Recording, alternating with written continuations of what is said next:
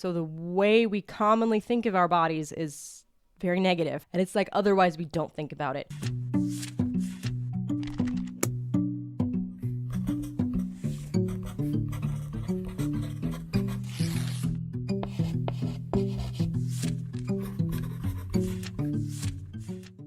So this is my video part 2 on the philosophy of physical well-being. Part 1 was digging into a lot of the concepts and ideas around why we're uncomfortable in our own skin today. Like, so many of us don't relate well to our bodies. We kind of don't like having them, or we don't feel good about them. So I suppose this relates to the ideas of self-esteem. That's not the context in which I usually think of it, but that's pretty much what it is. Today in this video, I wanted to get into some concrete, methods, ways of thinking and things we can do in our daily life that will help us to be a little bit more connected. So if you're interested in the underlying ideas, check out part 1. But if you're like, no, I already know, I don't feel comfortable in my skin, I don't care why, just help me fix it, great, watch this video. You're in the right place.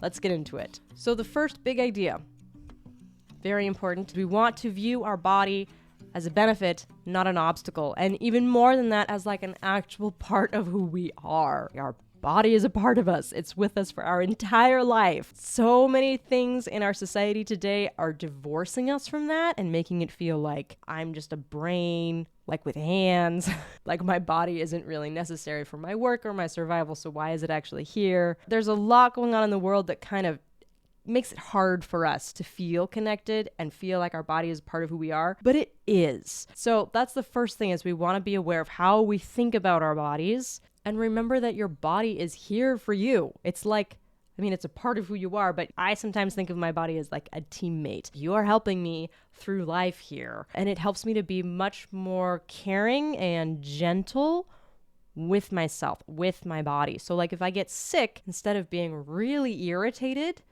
with myself for getting sick, with my body for keeping me from being as efficient as I normally would be, I try to say, okay, what do I need? What does my body need? How can I care for myself? Because clearly we're going through a little war. We're going through an internal battle right now. How can I support myself? How can I take care of my needs here? So that's the very first one, is simply to be aware. Do you view your body, this critical part of who you are, as an obstacle and something separate from yourself? Or is it intrinsic to who you are and a benefit for your life and your survival? And how can you nurture that way of thinking? Number 2, the easiest way to nurture that way of thinking is to practice gratitude. And it's a common theme. It comes up a lot, but it's a very, very powerful tool that a lot of us don't utilize. I think because it sounds so simple, but we ought to. I talked about this a lot in part 1, but many of us only notice our bodies today. We only notice our physical form in order to acknowledge that something has gone wrong. We're sick, something hurts, I'm in pain. And so then we are always building a negative association with our physical selves,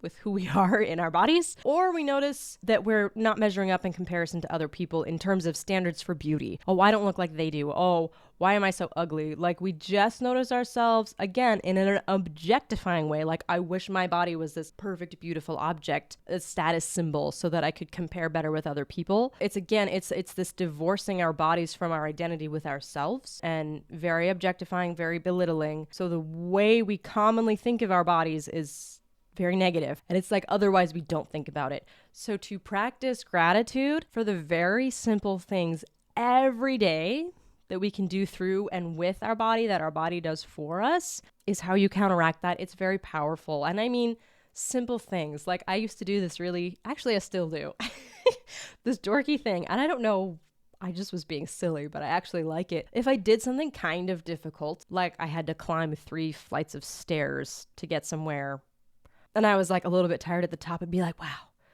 good job, legs. Thank you. I don't know how you got me up all those stairs, but you did it. It's a very silly way of thinking, I know, but I actually kind of appreciate it. Anytime your body does something for you, be grateful. We notice when things go wrong. We don't notice all of the things that go right all of the time. It's actually part of why meditation is so good, that it has you focus on your breathing. Because again, it's getting us really present. You're breathing right now. And that's really beautiful. And it's really cool. Imagine you have a head cold. Now acknowledge that you don't have a head cold, hopefully. and feel your breathing. Feel the clear, the free airflow into your lungs, like through your clear sinuses. How satisfying. It's the best. That's usually the one time we do feel grateful is after we've been sick. Practice that when you aren't. Practice that on a normal day. Just notice what your body does for you as opposed to how it is getting in your way. That's really good. It's just a good habit just throughout the day. Try and acknowledge the little things, actually extremely big, amazing things that your body's always doing, and just take stock of that a little bit. And that helps pull us away from this attitude of objectifying our bodies and seeing it just as a status symbol too. It's not here to compare to other people. It's here as it's like part of me, and it's helping me through my life. Totally different, completely different way of like looking at who we are and our physical selves. So trying to be aware of what opinions and attitudes we have in the first place, practicing gratitude. Then the next one is to seek out tangible experiences. And this is very simple. It's just that many of us never do it. It's just about presence of mind. Be aware of how things feel and taste and smell and what are you seeing. It's part of why looking at a sunset is so good. You're looking at a beautiful thing and you're taking it in. So we can go out of our way for like small positive physical experiences, like take a moment to eat something you really enjoy and just appreciate it. Don't worry about the carbs. Eat the food. Really enjoy it. Appreciate the fact that you can taste it and you can smell it. All of those things. That's really good. I think tactile is a really good one. It's one we forget a lot. Taking a hot shower or going to get a massage. Any of these things where we can appreciate having a body, where we can appreciate the fact that we can sense and touch and see things and we actually take that in deliberately in a positive way. That's really good. But also bringing awareness to very, very simple sensations throughout the day. Just to practice understanding like how we're in our bodies. When you sit down to type, by all means, spend most of your time focusing on your work, but spend like 2 seconds thinking about the feeling of the keys. Just to be a little tiny bit more aware of the fact that your fingers are doing this really cool work. And how does it feel? Very simple. Very, very simple. It was actually a theater exercise we were asked to do was be physically aware like this. Just to bring yourself a little bit more connected to your body. Wiggle your toes in your shoes once in a while. How do they feel down there? What's life like inside your shoes? Like, are they happy in these shoes? And these can help you be aware of things too. Our body's always sending us signals and we're blocking out most of them because most of them are not the most important. But it's good to like check in once in a while because some of us are used to ignoring huge parts of actually important signals. Like maybe your shoes are too tight and you've been wearing too tight shoes for like 3 months. That would be a good thing to be aware of, actually. If you can, throughout your day, take just like 5 seconds. Take 5 seconds. Be like, how does my chair feel? Just walk down the hall and experience walking rather than like whether or not your boss is going to come out of a cubicle. Just feel walking, and it's really satisfying. It's like a really lovely thing. Any basic thing that you would notice if you had been sick or had been injured and now you're not. If it was difficult to walk yesterday, now it's easy and you might actually take stock of how it feels to walk. Do that without anything being wrong. That's really what the exercise is. Just notice the tangible physical experiences we have all the time, every day. It's a very useful exercise actually for bringing us back into the present and back into reality. And then the last one is to do something physically difficult because our bodies are so strong. They are so adaptable. They really are powerful at changing and healing and working to meet the demands we make on them. It's very cool. And so many of us, because our lives are so comfortable and our work is so removed from physical activity, we don't really experience the natural, like very amazing benefits of having a body that can face difficulties and overcome sickness and helps us to be stronger. Finding some way, I mean, going to the gym, like getting in shape is the classic example, right? If you weren't strong and then you start lifting weights for several weeks, you will become strong.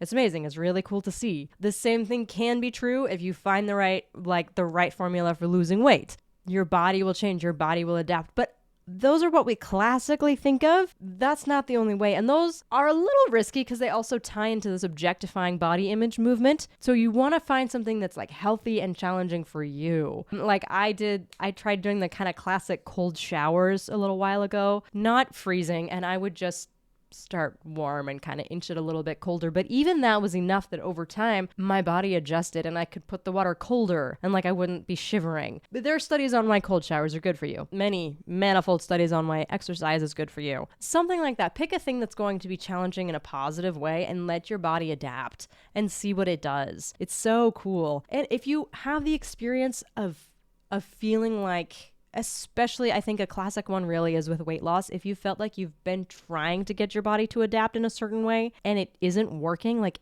it's not doing what you want, be aware of that. Like watch out for that, because we don't want to develop this like tension where it's like I am against my own body. Not good, not the goal. Our bodies are very complex. There's a lot going on. Things like weight loss are also, hormones go into it, right? There's all kinds of chemical processes in our bodies. There's a lot going on. So for somebody who's like, you're like, well, I've changed my diet and I do exercise and I haven't, like, my body is against me, I haven't lost weight. Watch out for that way of thinking. And especially if that's been your experience, find something else. Find another area where you can challenge yourself and see your body adapt, because it will. It really will. But we don't want to feed into kind of a negative cycle. And it's true, like scientifically, there is some other adaptation or formula or something you can try that will allow you to lose weight. I have no idea what that is.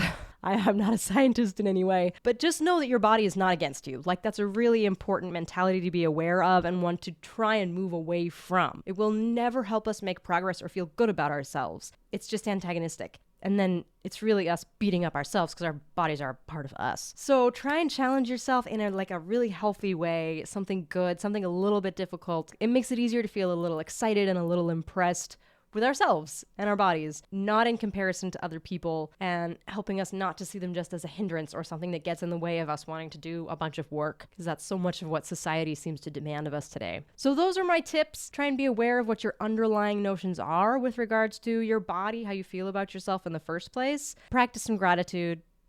Pretty much for everything, but definitely for this. Be grateful for what you do have in your body, how amazing and complex it is, and the things you do every day. Try and have deliberate, tangible, physical experiences every day, like we already do. Just bring a little bit of awareness to it. And then the fourth one is to try and do something physically challenging, like do something a little bit difficult.